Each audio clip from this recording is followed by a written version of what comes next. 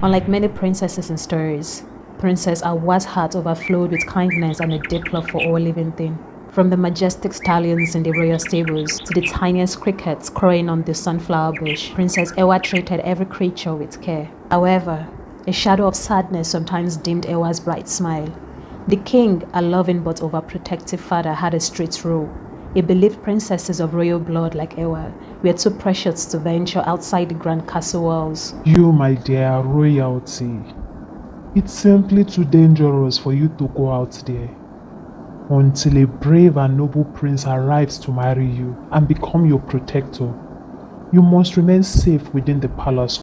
He would say, his voice filled with concern. Ewa understood her father's love, but these words often left her feeling trapped. The grand palace with its endless hallway and garden swamp started to feel more like a beautiful cage than a home. He longed for adventure, to explore the whispering forest beyond the palace gates, and to experience the exciting world that just lay out of reach. One sunny afternoon, Ewa was exploring the paths of the palace garden. As she strolled past colorful flower beds, she stumbled upon a bustling scene. It was a palace marketplace. Tents of all shapes and sizes lined the arena, overflowing with all sorts of treasures.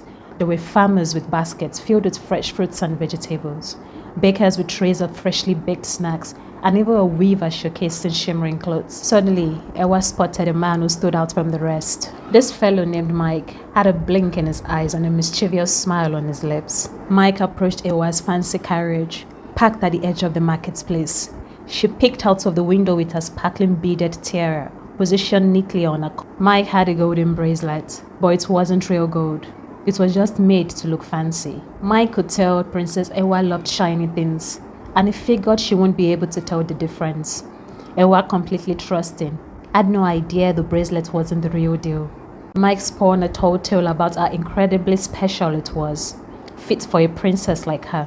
Ewa loved the way it looked on her wrist and believed Mike's story. She happily paid him a huge amount of money for it. Mike was excited. He had just tricked the princess and gotten rich quickly. Feeling like a sneaky winner, Mike decided to push his luck. He told Ewa, Your Royal Highness, why don't you come back later tonight? I even have more amazing sparkling treasures, all perfect for someone as important as you. King Koman was having dinner with his daughter, Princess Ewa. As they sat at the grand table, the king couldn't help but notice something unusual. Princess Ewa was wearing a sparkling bracelet that looked a little different from the usual royal jewels. Where did you get those lovely new trinkets? The king asked. Oh, Papa, I found them at the marketplace inside the palace walls. There was this interesting trainer there, selling all sorts of sparkling things. Did the trader said they will be back with more of these special jewels? Yes, Papa. The trader promised it would have more amazing designs later tonight. Why don't you ask the trader to come to the palace tonight? Perhaps I'd like to see these exquisite jewels for myself.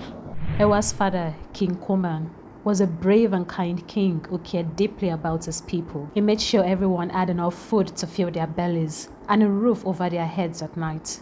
If someone was lost, hungry, or couldn't find a safe place to sleep, they could always count on the king's help. His guards knew never to turn away someone in need. Even though King Koman had a big warm heart, he couldn't stand people who lied or cheated. The king expected his people to be truthful. Mike's heart leaped for joy when the princess finally returned. He wasted no time. He grabbed his pack filled with all sorts of interesting trinkets and hurried after the guards who were escorting the princess to the king. He was already picturing piles of money, the reward of selling his amazing wares. Reaching the grand throne room, Mike approached the king with a wild smile and a big bow. He carefully unpacked his most dazzling item, a shawl that shimmered like sun. Your Majesty, this magnificent shawl isn't just any piece of clothes. It's crafted from the purest 500 karat gold, fit for a king as powerful and respected as yourself. Imagine how it would catch the light during a royal ceremony, radiating your authority and wisdom for all to see. He declared with excitement. The king, intrigued by Mike's passion, raised a curious eyebrow. He then gestured to a nearby guard, who marched forward with a strange machine, a tall, fiery furnace. Before we add such a treasure to the royal collection, we must ensure its authenticity. This furnace will test the true nature of your gold. It watched nervously as the guard carefully placed the show inside the furnace. The flames roared to life, looking at the gold fabric. A tense silence filled the room as everyone waited to see what would happen. Finally, after what felt like an eternity, the guards retrieved the show with a pair of tongs. The dazzling gold had completely vanished. In its place was a simple, dull-looking piece of iron. Mike's dream of riches instantly melted away, just like the fake gold in the furnace. King Koman's face turned red in anger. In a flash, he pulled out his black magical wand, a tool that could make wishes come true or cast the spell. His voice sounded like a thunderstorm. You dare to trick the royal palace that has offered you kindness and a place to stay? That's it. No more fooling around. With a flick of his wrist and a zap of magical energy, King Koman cast a spell on Mike. Mike's eyes widened like saucers. He wanted to beg for forgiveness and mercy, but no words came out. It was like someone had glued his mouth shut. To his utter horror, he felt himself shrinking smaller and smaller by the second. He was turning into a tiny little frog. Panic bubbled up inside Mike like a pot of soup overflowing. He could barely breathe. Hopping on his new froggy legs, which he wasn't quite used to yet, Mike scrambled out of the palace as fast as he could. He desperately needed some water. Luckily, he spotted a pond nearby, and with a plug, he jumped right in. The cool water felt amazing on his warm, shrinking skin. As Mike settled himself on a lily pad, something strange caught his eyes. There were all sorts of creepy, crawling, bustling around. Flies with big and shining wings. He wriggled his froggy toes, and to his surprise, a weird feeling came over him. His stomach rumbled, and for some reason he couldn't resist the urge to snatch one of these tiny flies. He let go, catching the flying bugs one by one, his life experiences flashing across his mind. Mike was a prince in his village. Unlike most villages, his was constantly under the shadow of war. It seemed like the fighting never stopped. One terrible day, a group of powerful warriors swept through the village, determined to conquer it. In the chaos of battle, Mike's family, the royal family, was trapped.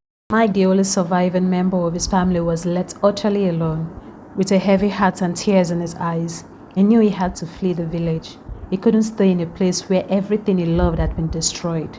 So with a fierce determination to survive, Mike began his journey as a refugee. With an empty tummy, Mike's journey began. Food was scarce, and sometimes the only thing he could find were scraps thrown away by others. At night, he'd coil up in any corner of the market stall, hoping no one would wake him. One day, a group of boys spotted Mike sneaking into the market at night. They could have gotten him into trouble, but instead, they saw a lonely kid just trying to survive. They offered him a surprising choice: join their group, but there was a catch. They wanted Mike to sell fake gold trinkets, shiny things that looked real but were worthless. It felt wrong to trick people, but Mike was desperate. He had no other option. So Mike became a salesman. He'd hold out these fake treasures, his words smooth and convincing. Sometimes people would see right through the trick. They would laugh and walk away, maybe even scold Mike a little. But other times, people fell for it. They'd hand over their hard-earned money for a piece of junk. Mike noticed something interesting though. The people who were easiest to trick seemed to come from the same place, a village named Komo. An idea sparks in Mike's mind. Mike's hunch was right on the money. The people of Komo were as gentle as doves, as trusting as puppies, and as wealthy as a pirate captain's treasures chest. He was browsing the market looking for some water when he struck up a conversation with a friendly vendor. Excuse me, Mama. Could you point me towards a place to rest for the night? Why don't you head over to the Grand Palace? The king himself will be happy to offer you some free shelter. The woman smiled. Mike was speechless. All the villages he had visited, strangers weren't exactly welcomed with open arms, let alone offered a free stay in a fancy palace. Reality dawned on him as a wave of regret washed over him. Mike viewed the wide stretch of water. It wasn't just any pond. It was the swampy, murky dish surrounding the Grand Palace. A juicy incense buzzed past his face, its wings shimmering in the sunlight. Mike's tongue flickered, his natural froggy instinct screaming at him to snatch a snack. With a heavy heart, he let the bug fly on. I shouldn't have been so greedy. I wish I hadn't tried to sell those fake items to the king. He croaked sadly. as a tear welled up in his big green eyes, and he slammed onto the lily pad, feeling completely lost. One warm evening, Princess Ewa was wandering near the palace pond. She spotted something amazing. A bright green frog, unlike any she had ever seen, was doing incredible things. It balanced perfectly on a single lily pad, then suddenly did a daring somersault, landing on another lily pad. The princess gasped. Princess Ewa's eyes sparkled with fascination. She had never seen anything quite like this little green fellow. Curiosity bubbled up inside her, and she couldn't resist. With a gentle smile, the princess decided to give the frog a special home, right in her room. From that day on, Mike the frog became Ewa's most entertaining companion. Whenever the princess felt a bit down, Mike would spring into action. He would launch himself onto a small colorful ball and zoom around the room like a tiny acrobat. Or with surprising agility, he would juggle spoons and forks in the air, their clicking sound creating a funny musical rhythm. These playful antics were just what the princess needed. A burst of laughter would erupt from her lips. Ewa would often find herself asking Mike, "How in the world did you learn to do such amazing things?" With a satisfied croak. Mike would bask in their attention, content in his new role as a princess gesture, lulling her to sleep with a smile on her face each night. One night, after his usual duties entertaining the Princess Ewa, Mike the frog sat at the window, gazing up at the vast twinkling stars. He remembered his life before his family was murdered. His sigh escaped his lips.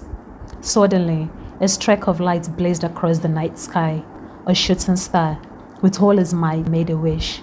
He wished for the one thing he missed the most, his voice.